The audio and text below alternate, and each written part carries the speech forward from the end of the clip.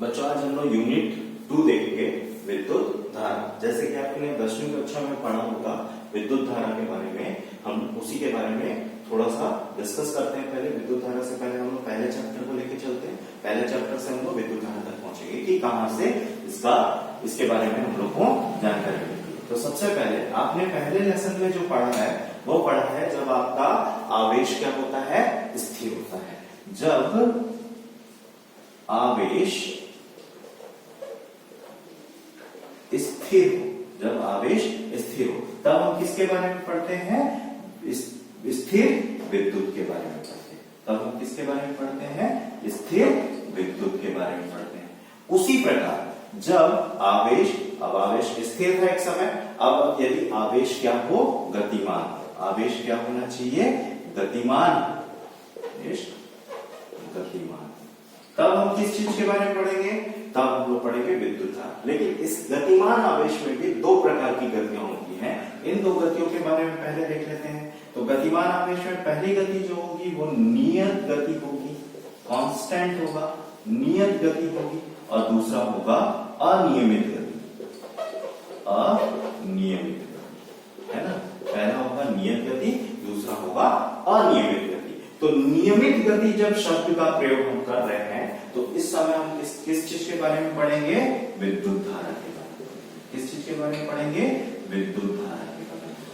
अब ऐसे जब अनियमित गति के बारे में हम देखते हैं, जब हम लोग अनियमित गति के बारे में देखते हैं तब हम देखते हैं किसके बारे में, विद्युत चुंबकत्व के बारे में। किसके बारे में, विद्युत चुंबकत्व के बारे में। क्लियर है, ठीक है। तो दो टॉपिक, दो चीजों से हमने स्टार्ट किया। जब आवेश स्थिर होता है तो हम लोग स्थिर विद्युत, जैसे कि आपने पहले चैप्टर में इसके बारे में पढ़ चुका है। उसके बाद जब आवेश गतिमान होता है तो नियत गति से हम लोग विद्युत धारा के बारे में पढ़ते हैं। और जब आवेश अनियमित गति करता है तो हम लोग किसके बारे में देखते हैं, विद्युत चुंबकत्व के बारे में। ये चीजें क्लियर है। चलिए अब हम अपने टॉपिक पे आते हैं। हमारा टॉपिक क्या है, विद्युत धारा, ठीक है। 10वीं कक्षा में सारे बच्चों ने कुछ ना कुछ इसके बारे में पढ़ा होगा, तो ज्यादा डिटेल करते हुए हम लोग इसको समझते हैं कि विद्युत धारा क्या है।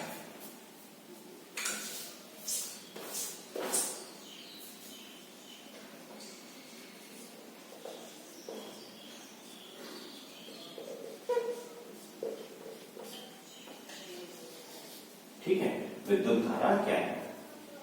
आवेश प्रवाह की दर को सरल भाषा में देखें तो आवेश प्रवाह की दर को विद्युत धारा कहते हैं। ये बहुत ही सरल भाषा में हमने कहा है कि आवेश प्रवाह की दर को विद्युत धारा कहा जाता है या कहते हैं। अगर इसे हम किसी चालक के अंतर्गत देखें, किसी चालक में देखें तो किसी चालक के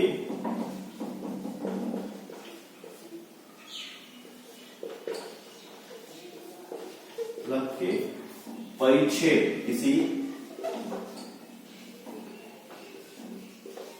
चालक के किसी परिच्छेद से एकांक समय में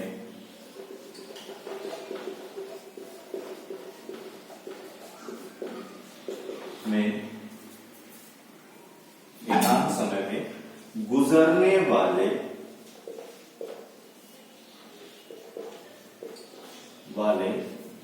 आवेश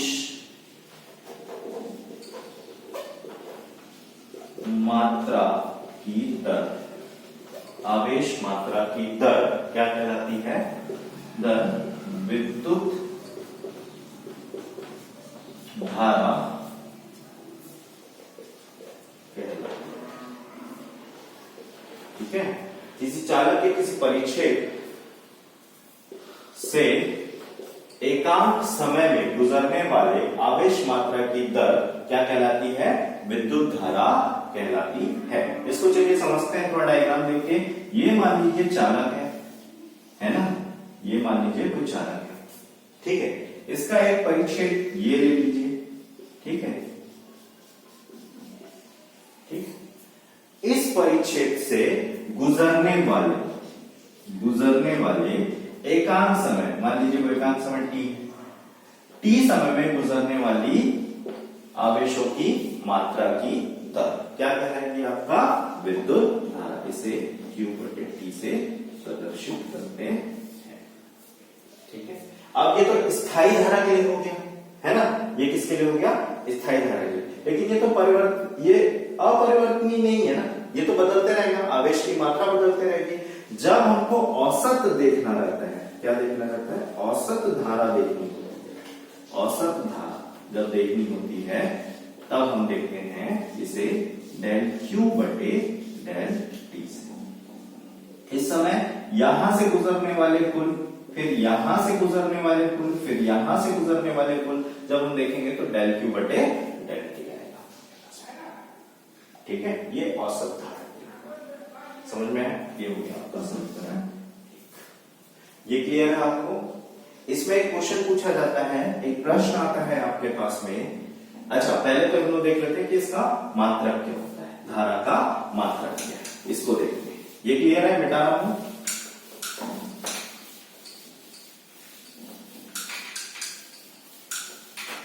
धारा का मात्रक, धारा का मात्रक क्या होता है ये पहले देखते हैं। तो धारा का मात्रक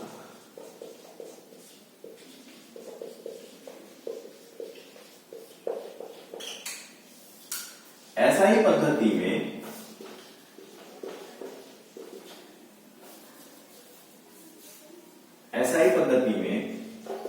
धारा का मात्रक होता है एम्पियर। ऐसा ही पद्धति में धारा का मात्रक होता है एम्पियर। इसे कैसे प्रदर्शित करेंगे? 1 एम्पियर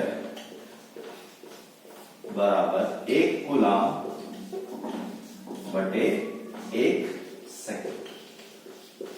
अब इसे समझते हैं, क्योंकि आपके बोर्ड एग्जाम में एक 2 नंबर का क्वेश्चन आता है, एम्पियर की परिभाषा लिखिए। ठीक है, क्या क्वेश्चन आता है? एम्पियर की परिभाषा। ठीक, तो हम लोग इसको देखते हैं कि एम्पियर की परिभाषा कैसे होगी। किसी चालक के परिच्छेद से, किसी चालक के परिच्छेद से एकांक समय, यहां पर आप लिख सकते हो 1 सेकंड में, 1 सेकंड में 1 कूलाम, 1 सेकंड में 1 कूलाम मात्रा, 1 कूलाम मात्रा का आवेश प्रवाहित होने पर, मात्रा का आवेश प्रवाहित होने पर विद्युत धारा का मान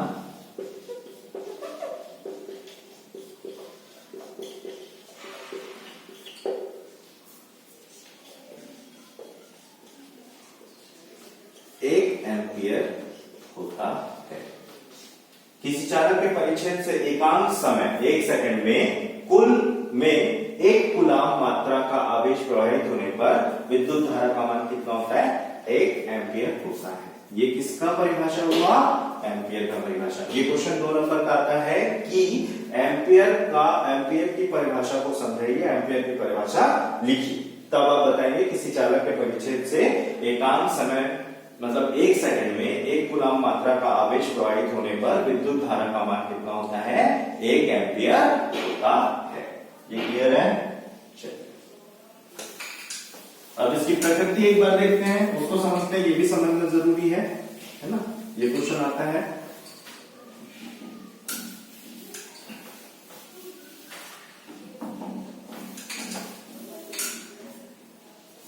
चलिए देखते हैं प्रकृति।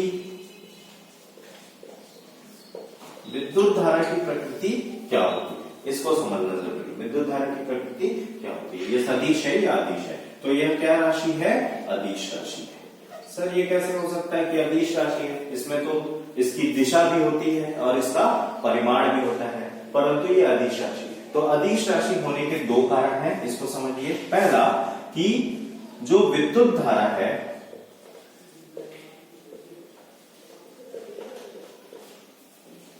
विद्युत धारा सदिश योग नियम का पालन नहीं करता है। सदिश योग नियम का पालन नहीं करता है। कैसे सदिश योग नियम का पालन नहीं करता? सदिश योग नियम सब जानते हैं, 11वीं कक्षा में आपने पढ़ा है। सदिश योग नियम में त्रिभुज का नियम है, चतुर्भुज का नियम है, षटभुज का नियम है, अलग अलग नियम है। तो सदिश योग नियम का पालन नहीं करता। इसको एक बार एग्जांपल के थ्रू देखते हैं। मान लीजिए यहां से एक धारा आया 2 एम्पियर का, इस तरफ से एक धारा आया 3 एम्पियर का, तो ये दोनों यहां पर मिलके 5 एम्पियर का धारा बनाते हैं। ये दोनों सीधे जुड़ जाते हैं, इन दोनों के बीच में अदिश योग होता है, सीधे ये जुड़ जाते हैं। तो इनके बीच का कोण चाहे वो 60 डिग्री हो, 65 डिग्री हो, मतलब कोण का फर्क इसमें नहीं पड़ता। नहीं तो सदिश योग नियम आपने देखा है, आर स्क्वायर बराबर A square plus B square plus 2a b cos theta है। थीटा यहाँ पर कोण होता है, तो इस जगह पे इस योग में आपको कोण का कोई मतलब कोई रीजन नहीं होता कि कोण हो नहीं हो, उससे कोई फर्क नहीं पड़ता, आपके पास ऐसे मिलेगा। अरे सिंपल सा फंडा है यार, अगर कहीं पर भार रखा हुआ है 5 किलो ऐसे रखा हुआ है, उसमें 2 किलो और 3 किलो का 2 बाट है, तो 3 किलो 2 किलो के ऊपर रहे या 2 किलो 3 किलो के ऊपर रहे, आना कितना है 5 केजी। उसी प्रकार ये भी है कि 2 एम्पियर और 3 एम्पियर की धारा कैसी भी जाके कहीं पर मिले तो ये 5 एम्पियर की धारा आपको मिलेगी। ठीक, अगर किसी इसके परिपथ के बीच में कहीं पर भी गांठ जोड़ दिया जाए या किस चीज को बांध दिया जाए तो धारा के मान में कोई परिवर्तन नहीं होगा। ठीक है, आपको धारा उतनी ही मिलेगी जितना आपने। ये क्लियर हो गया? चलिए।